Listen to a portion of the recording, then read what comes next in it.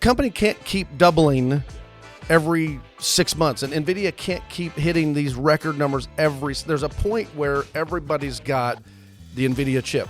At some point, there's a point where this ride ends. Now, whether that is 10 years from now, whatever. All thoughts and opinions shared in this recording belong to the participants. This podcast is meant to inform and educate and should not be seen as solicitation or endorsement for business. Welcome, everyone, to this week's Market Moment. I'm Lee Mackey, sitting here with Isaac Johnson. Good morning. John Markfeld. Good morning. How's everybody doing this morning?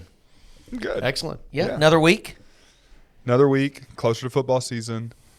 World Cup's still going on, so at least we have something Some to watch. sport. But there's days that it's just It's a dry, long. barren land. Got the Open this weekend, Yeah? We do. right? It is? That'd be nice. Yeah. Yeah. For those of you who don't know, that's golf. That is Right. formerly The known Open as Championship. formerly known as the British Open. Now it's just simply called the Open. The Open. It's just open.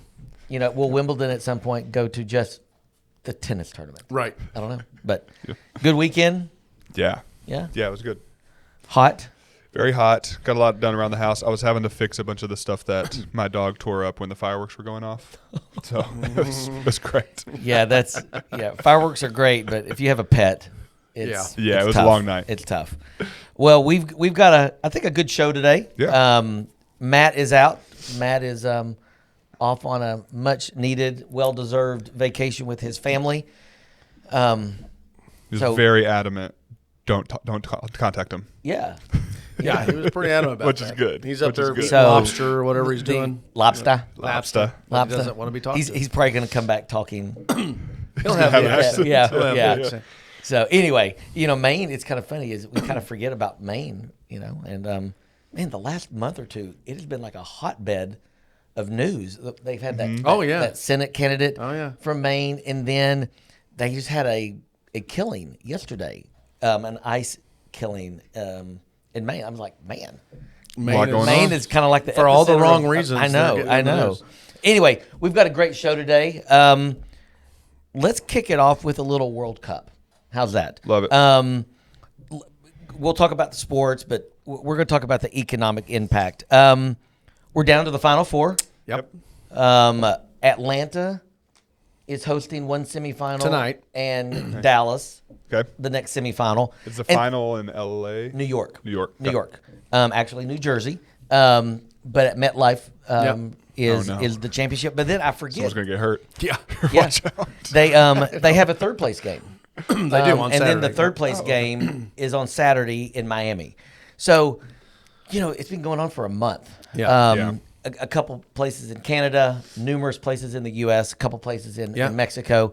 But I couldn't help but, we're money guys. We're in the financial world. So when I see all this, the economic impact that I think that the U.S. is going to experience, albeit brief. Sure, but it's a big deal. I pulled this up this morning.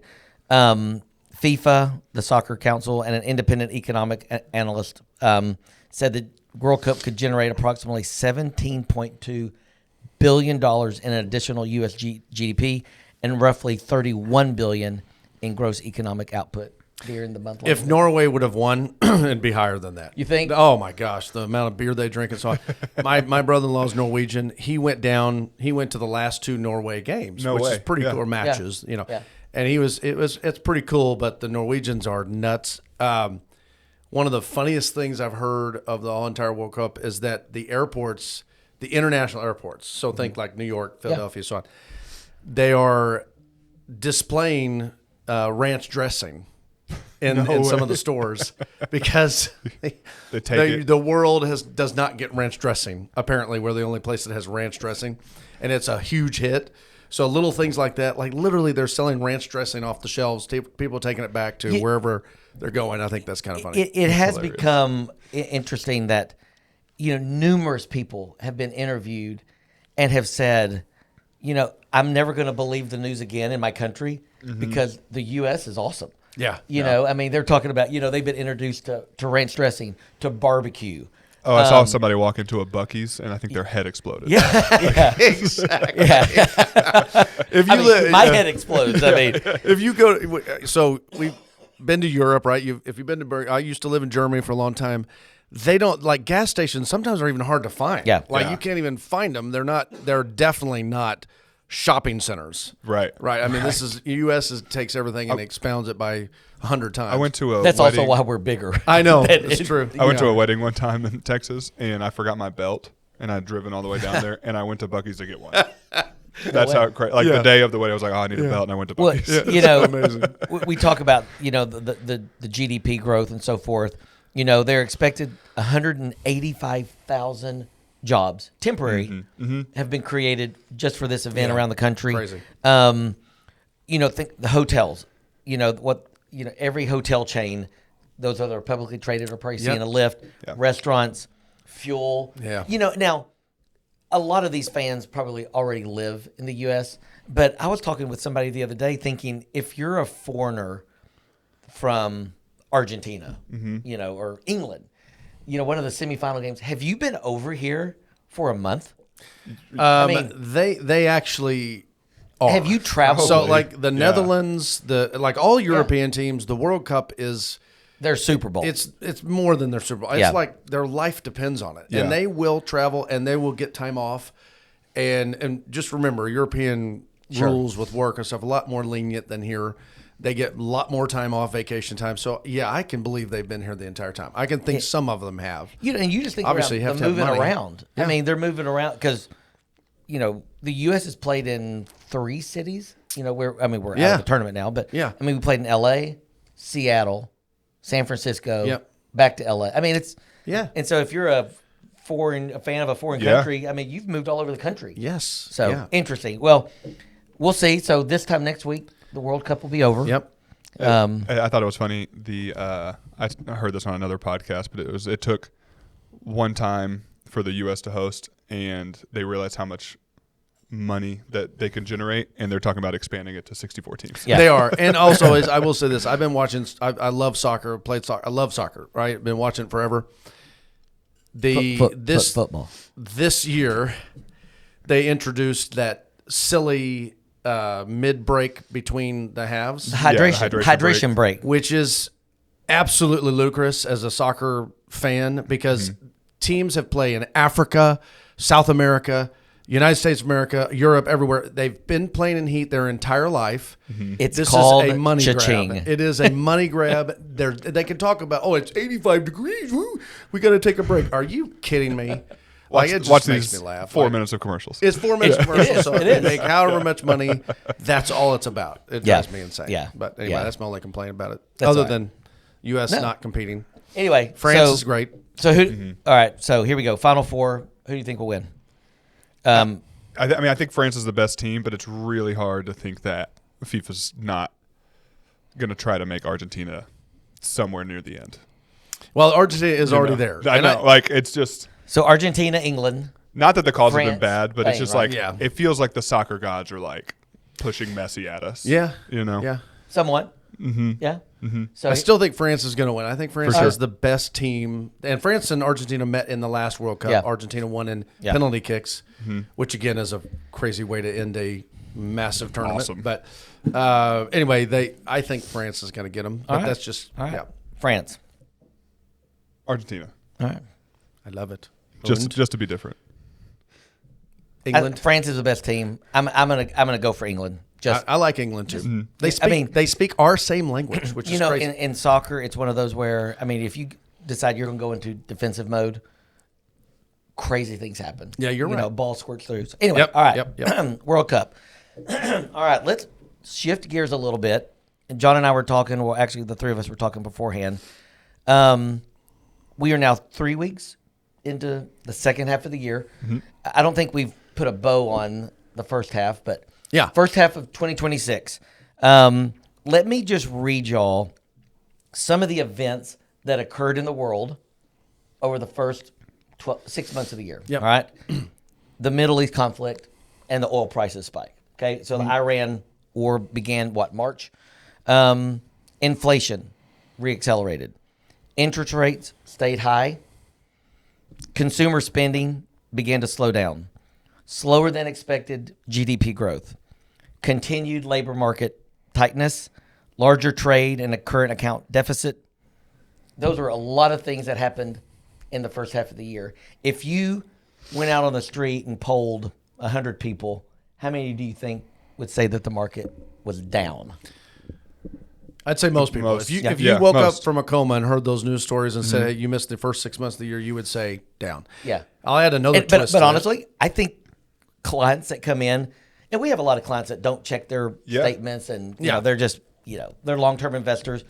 We have clients that are coming in today thinking that the markets have been pretty bad. That's what I was going to say. Even not out of a coma, people come in and pretty pessimistic.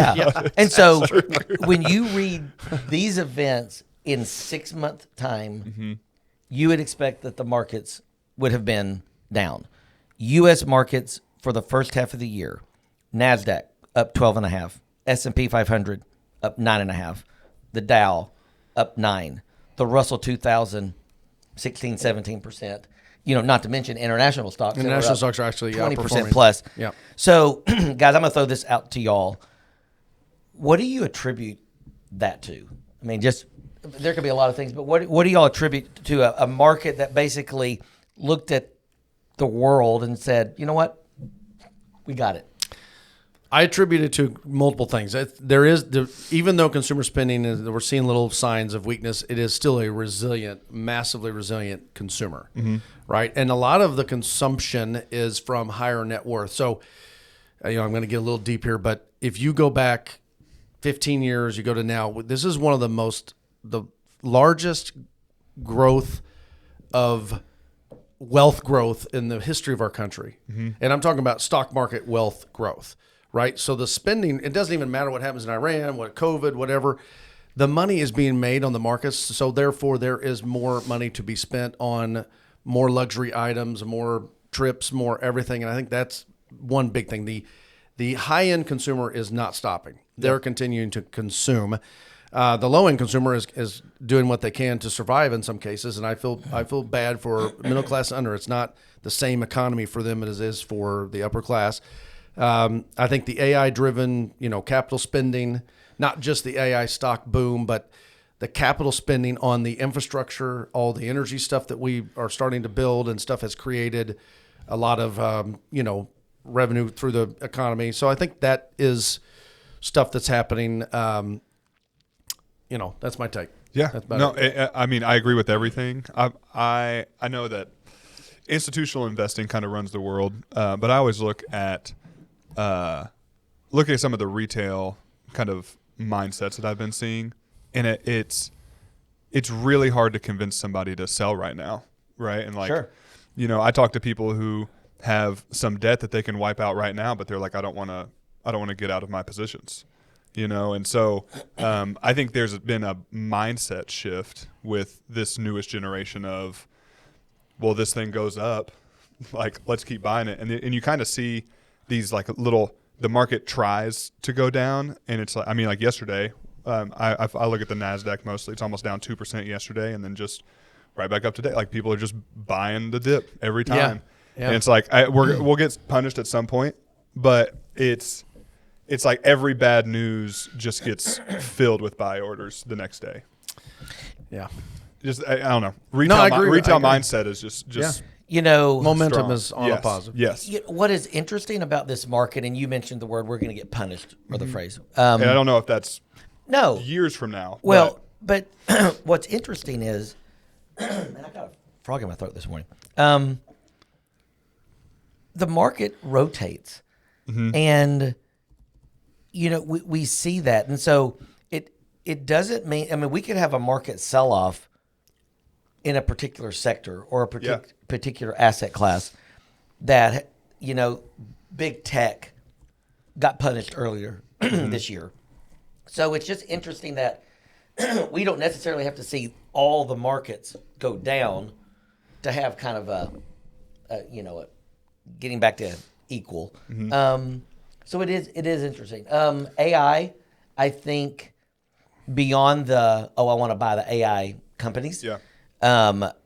I think we're beginning to see the transformations that AI can have in the economy. Yeah. Companies. I mean, we're seeing it here at Mach 1. Yeah. the use of AI can make people's jobs easier. They can be more efficient. It gives them capacity. And so if that is happening at Mach 1 with 22 employees, just think what is happening, a mile down the road at Walmart's corporate headquarters. So I think that is the part that I don't think we can fully grasp what AI is going to do for corporate earnings. Walmart's going to be able to have their typical, billions and billions of dollars of sales. And if they haven't had to add headcount, if they haven't had to do some of the other things that they typically would, then I think corporate earnings, again, we're right at the beginning of corporate season right now for the second quarter. But you talk about like the Mag 7 stocks, the ones that had led the market for so many years. I think it's healthy that the market has switched gears. Sure. The Mag 7 is not leading the market. And I also pick on our Walmart. It's our local, obviously, biggest retail in the world. They have gone down 20+% since from their all-time high, which was set in May. I mean, that's not very long ago. Again, if you said to me in May, hey, Walmart's going to go down over 20%, it's one of the biggest, stocks on the Dow and the S&P, and the Mag 7 is not going to rally. NASDAQ now. Exactly. And now our market is above, even with those big names coming down. I like that the market spreading out. I think that's healthy. Yeah. I think that's wonderful. Again, it goes back to, I've said this for 1,000 times. It doesn't matter who the president is, what wacky stuff happens in Washington, D.C. or over across the world or wherever, whatever. It matters. Corporate profits are the number one reason that stocks go up and down. If they miss targets, and the problem with this market, it's not a problem, but where it eventually is going to stall or stop is that we keep expecting that the expectations keep getting bigger and bigger and bigger. At some point, you can, now unless I'm trying to lose weight, okay? And I want to lose weight. But let's say I lose the amount of weight I want to lose, right? I lose 30 pounds. And then I want to lose another 30 pounds. Then I want to lose another 30 pounds. Eventually, I can't get to zero. Okay? On the opposite effect, a company can't keep doubling every 6 months. And Nvidia can't keep hitting these record numbers there's a point where everybody's got the Nvidia chip. At some point, there's a point where this ride ends. Now, whether that is 10 years from now, whatever, but that's... Yeah, I remember that happened. Can't keep going like this. I remember that happened last summer during one of Nvidia's earnings reports, and they only beat by 20%. Yeah. And like the stock went down. Yeah. It's like, wait, what? It was, in fact, the expectations are high. Several times Nvidia's reported it's gone down after, which makes no sense because their forward is great, their current is great, but it's not as great as they want it to be. Right. And that's the point. We're getting very... and we've been very fortunate that these resets in the markets have not occurred all at the same time. At the time that the video resets, something else is good. At the time that Walmart's did a reset earlier this year, other things have powered through. So... what you hope to avoid is a complete market reset, and we've had those. Yeah, and we may have one again, and it wouldn't be out of the ordinary. It's painful, but sometimes markets need that painful reset. The people that need to get out of the market, get out of the market. So, it'll be interesting to see. Corporate earnings or earnings report season is right now. Financials are reporting. Yesterday, today, through the end of the week. Time will tell. I'll end with my thought on the market this way. Know your risk score. This is important to me. When you said that people are hesitating to pay off debt because the market's so great. Yeah. So I don't disagree. People are afraid, fear of missing out, FOMO. Right. And I'm completely opposite of that. I believe this is the time to reassess. For sure. This has been a historic run since 2009. This is a fantastic time to reassess your risk and your debt and everything else. If you need to take money, you take it when the market's up. I agree. It's the best time to take it. Because it's hard to take it when it's down too. It's hard, right. And you shouldn't. Can I play the devil's advocate? Yeah, please. John, you and I are good at this. Reassess does not mean get out of the market. Sure. What's interesting is we're in a time now where people are afraid to sell, but 2 doors down, somebody may be in an office afraid to buy. Yeah, I mean they've been in cash for 4 years. Yeah, and So I think that reassessing does not mean leaving the market. To me, the one point that I might differ with you on is just because the markets go up or the markets go down, I don't think that necessarily changes your risk score. No, it doesn't. But everybody, I guarantee you, with all of my can't say guarantee on a radio, whatever. Yeah. I would believe with all my heart that people are taking more risk than they want to, even if they don't know that. Now, what has happened? That's what I'm saying. What has happened? Because when it goes down 20% in 2 months, they will change people will change their tune. Okay. Hypothetically, if the markets were to go down in 2 months. Yeah, it will happen at some point. At some point, it's going to happen. Yeah. So it is a time where, meeting with your financial advisor, make sure that your risk score matches your current portfolio. Yeah. And that's what happens sometimes is, the market's going to run to where your initial 60-40 allocation or whatever is now 75-25 or 80-20. And that's what we're talking about is, get back to where you're supposed to be. All right. Good conversations, Yes. World Cup, Yes. markets. We've had a good first half of the year. We're 3 weeks into the second half. We'll see. The Iran war seems to be kind of ramping back up a little bit. CPI came in decent today. That really affected the markets before the markets opened.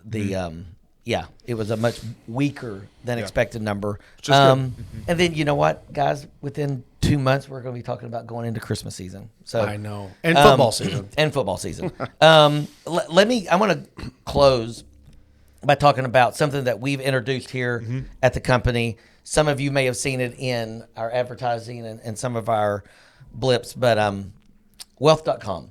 We have a new partner that we're working with for estate planning.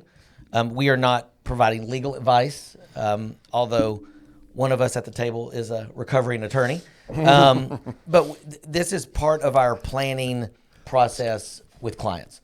As I've said to clients in seminars and in other presentations, we don't manage your money in a vacuum. We can't just focus on your investment portfolio or your retirement. We need to kind of look at everything. And one of the areas that was kind of missing was the whole estate planning piece. Estate planning fits in very well with everything else that we're doing. And so Wealth.com is a company that's been around for a couple years. We are new with them as of this year, but it has afforded us the ability to provide estate planning to our clients and to, non-clients. I met with some people yesterday in the office that are not clients of Mach 1 that had heard about our services through a friend of theirs who is a client. And so we're able to provide some very valuable, much needed estate planning. And you go through the process, we can help you prepare wills, trust, powers of attorney for healthcare, powers of attorney for financial reasons, a living will. So I know both of you guys have been involved in that. You both sent clients to that. I think the first impressions have been positive. Unbelievably positive. So to me, this is a cheat code for Mach 1 because I've been doing this for 26 years. I've been here for 3. The first time I've experienced where I didn't have to send somebody outside to do trust work and pay $3,000-$4,000 to do something. We have a much better internal, incredibly great internal system through you who kind of pioneer it and do it and work with our clients, which has been fantastic. I think it's incredible service that we offer, and I'm very proud that we have it. I love it. Yeah, and it's been nice to be able to have those conversations with clients at all different stages of life. 100%. Right? Like, a lot of people think like I'll do it later, and it's like I had to get it done because I've got a kid at home, and my wife, who has a way harder job than I do, stays home with our son.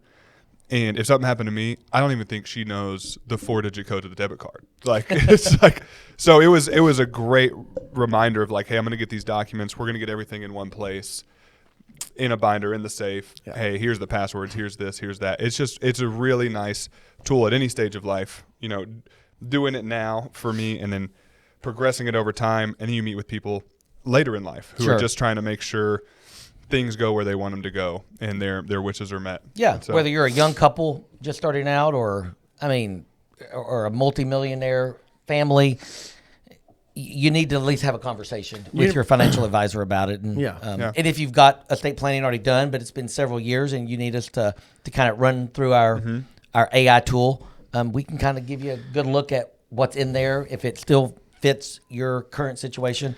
Great tool. I would encourage anybody listening or viewing to reach out to somebody here. I will say this, it's not just the trust work and all that is very important.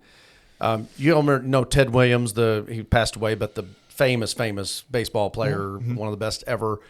You know, he did not have proper estate planning, and it didn't have a medical power of attorney, a very simple thing that you talk to every client about, right?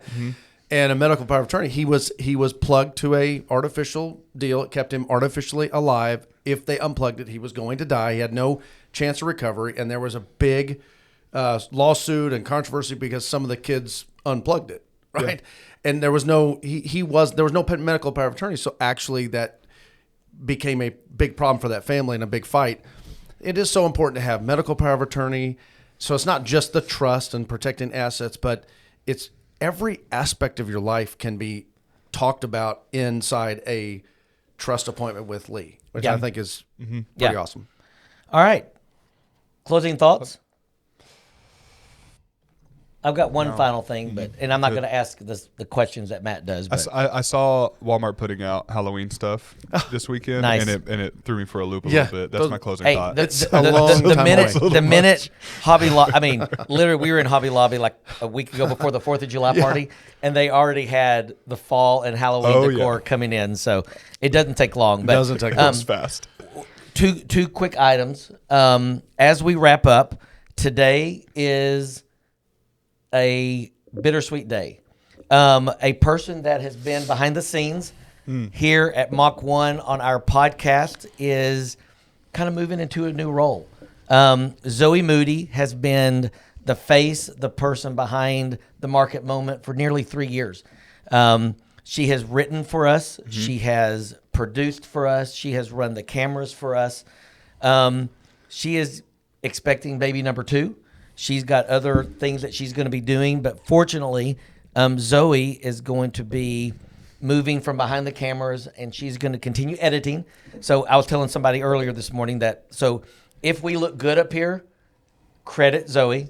Yep. If we look bad up here, it's all our own fault. 100%. But Zoe, come here. She does not know I'm doing this, but for those as by her face, come on up here.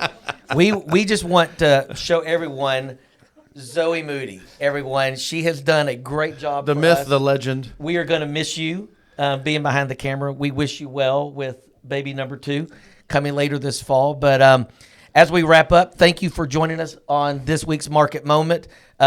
Check out our data brief that will hit later this week, I think on Friday. Like, subscribe to our Market Moment channels. We hope everyone has a very blessed week. Thanks, Zoe. The hosts of the Market Moment podcast are employees of Mach 1 Financial Group, LLC. Mach 1 is a registered investment advisor located in Rogers, Arkansas. A copy of Mach 1's current written disclosure brochure is available through the SEC website and available at disclosures.mach1fg.com.